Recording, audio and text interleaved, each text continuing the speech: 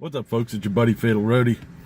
Today we're going to be doing a video. It's going to be a little rant, pet peeves, things about the WWE that are annoying, piss me off, think needs to change, etc. and so forth. So let's get right on into it. There's a lot on here. So this is going to be two parts. So this is going to be part one of the video. So we're going to start off with DDTs. They are not impressive as finishing moves. I mentioned this in a previous video. It's just you got somebody in a front headlock and then you fall backwards. It's not impressive. Jake the Snake Roberts used one as a finisher, and it wasn't impressive then. Alexa Bliss has one as her finisher, and that's even less impressive, being the fact that she's only 5 foot. So relatively, your head is maybe 3 feet from the ground. Recaps. Oh my God. They overdo recaps. We come back from a commercial. We recap stuff that we just watched before we went to commercial. They show recaps of pay-per-views like 3 weeks after the pay-per-view. Point being, Braun Strowman and Roman Reigns. We are still watching recaps of what they did to each other, and we already know. It's like, okay, I can see maybe the first week we can do a recap and we could see what happened, and this is leading on to the next storyline or the next pay-per-view. Okay, the second week, are you crazy? The third week, are you fucking kidding me? Stop. It's stop drilling it into our heads what we already know. We've seen it before, we've seen it again, we've seen it ad nauseum.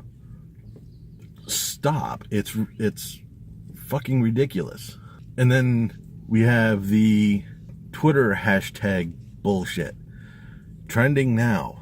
I have a Twitter account. I really can't think the last time I used it, besides when I post stuff that I do here from YouTube. I barely go, if I get a message from somebody, that's about it. Other than that, I barely use it. I mean, I know some people live on Twitter, but it's like, trending now, I don't care. Steel cage matches. Back when I used to watch wrestling, when I first started, and it was around the area of King Kong Bundy and Hulk Hogan did their steel cage match. Was it on Saturday Night's Main Event? I can't remember. Or maybe it was WrestleMania 2. I can't remember. There was only 2 ways you could win a steel cage match. It was either you went through the door or you climbed over the top. There was none of this submission. There was no pinning. Those are the 2. What you either bolted out the door or you climbed over the top. And nowadays it's like, it's just a match with a fucking fence around it. It's stupid. It just takes it's just fancy dressing around the ring. It's just a regular match. We're just gonna put a fence around you. Champions getting jobber intros. Now, I don't mean to insult some people who may already know. Those of you who don't know what a jobber entrance is basically no intro music, no walking down the ramp or down the aisle. You're already in the ring, just waiting for the challenger he'll get his entrance music, he'll get all that intro stuff to come down. It should be the other way around. If anything, if you're not going to give both people their intros, you give the champion their intro and put him coming in last because he's the champion. That's the way it is in boxing. In UFC, the champion is always the last one called in, and he gets at least he gets the fanfare because he's the champion.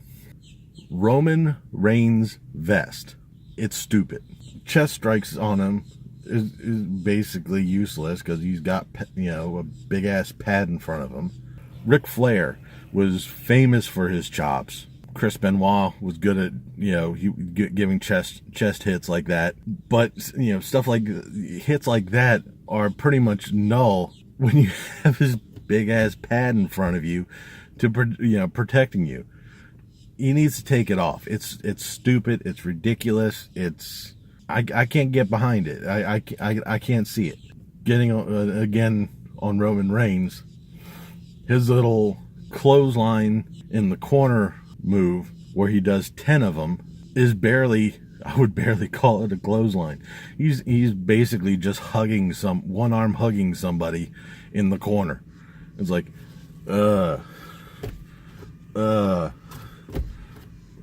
10 times. It's dumb. It's and then you got to be the guy who's sitting there going, oh, ow, ow, ow, 10 times. It's dumb. That needs to get redone. Wrestlers who full on no sell. And again, just to describe to those who may not know, no selling is basically whatever move, hit, strike doesn't phase the person. Best example is back in the 80s when Hulk Hogan, about 2/3 of the way through the match, he's getting his ass handed to him, and the guy's hitting him, and he's hitting him, and he's just, convulsing in the ring, basically. And then all of a sudden, that last strike, and he just points at the guy. That's an exaggerated form of a no sell. Undertaker was famous for the no sell, but the Undertaker was a monster, so that there's a little bit of a disconnect there, because nothing's supposed to hurt the dead man. But it's like Roman Reigns, he'll have this. I can't remember who it was, drop kicked him, and he got up like it was nothing. Are you fucking I know it's all fake, but at least act like it fucking hurt. There's some people that's, as much as I don't like him, Dolph Ziggler, he can sell almost any move to a T. That's almost probably the only credit I'll give Dolph Ziggler. Michael Cole. Need I say more? Michael Cole. Shut up. A deaf man can hear that he's reading off of a script. And again, I know it's all scripted, everything like that, but it's like, oh my God, that completely devastated so-and-so. You can tell he's reading off of a script. And can you just cut with the vintage Undertaker, vintage Roman Reigns, vintage this person, vintage that person? Motherfucker hasn't been here maybe like 2 years, and you're already calling one of his moves vintage. When someone tells me vintage, I'm thinking, okay, Undertaker, yeah, I'll give that to him. Undertaker's been around for a long time. When he does old school, when he walks the top rope, okay, I can see maybe calling that vintage. But still, the overuse of the word is just fucking insane. They need to just kill off that word.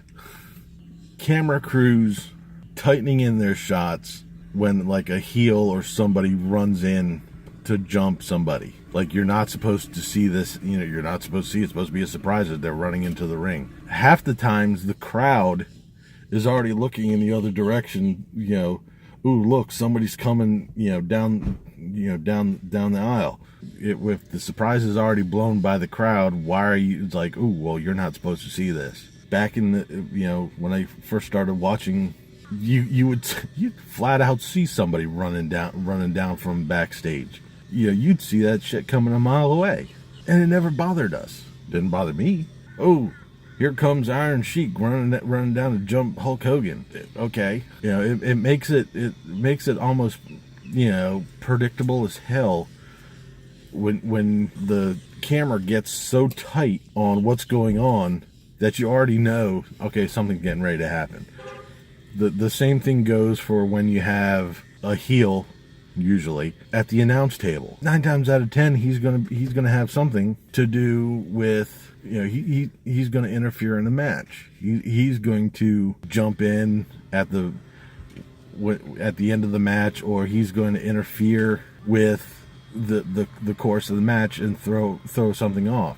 And on the other end, when you have a face at the announce table, one of the two that are in the ring is going to come out and mess with the guy sitting at the announce table. Almost always. It's getting too predictable. Well, that's going to do it for this part of my wrestling pet peeves. I hope you liked it. Leave a comment down below with stuff that may bother you about wrestling. Don't forget to give me a like. If you haven't already subscribed, I'll leave my Facebook page down in the notes. Go check that out. And I will catch you later for part 2. I've been Fatalroadie. You've been awesome. Thank you very much for watching. And remember, if it's too loud, you're too old. See ya.